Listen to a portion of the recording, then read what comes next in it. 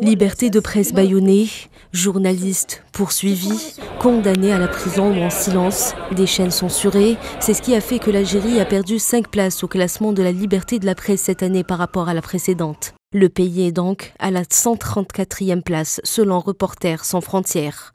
Une liberté de presse muselée en Algérie, c'est ce que certains pensent, oui.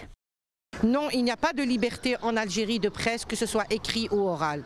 C'est le mot à dire. Bon, c'est pas que je pense qu'elle est libre. Moi, je pense que déjà, c'est comme si elle n'existe pas. Un pays où, par exemple, un prof n'a pas de place, un intellectuel n'a pas de place, comment voulez-vous un journaliste obtient sa place?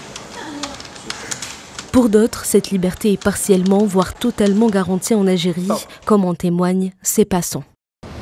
Elle est moindre, mais elle existe quand même un tout petit peu. En quoi, par rapport aux journaux? Bon, la télé, non. La télé, non. La télé, franchement, non, je pense pas. Mais il y a certains journaux, quand même, pas tout, disons entre 30 et 40% de liberté totale. Oui, oui, par rapport à certains pays, oui.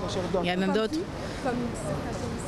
Des grandes dictatures, je sais pas, comme par exemple la Turquie. Je lis la presse tous les matins. Moi, je trouve que la presse algérienne, par rapport aux presses des autres pays du tiers-monde, c'est une presse très libre.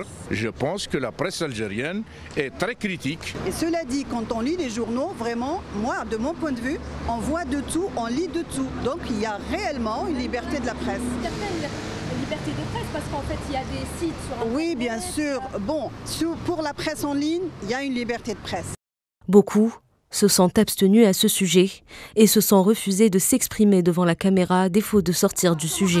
Et voilà, c'est vive la liberté d'expression qui rapporte de l'argent. L'information est un droit, une liberté, une condition nécessaire à l'exercice de la démocratie, mais il faut sans cesse et partout la défendre, sous peine de la perdre. Voilà pourquoi on célèbre la Journée mondiale de la liberté de la presse.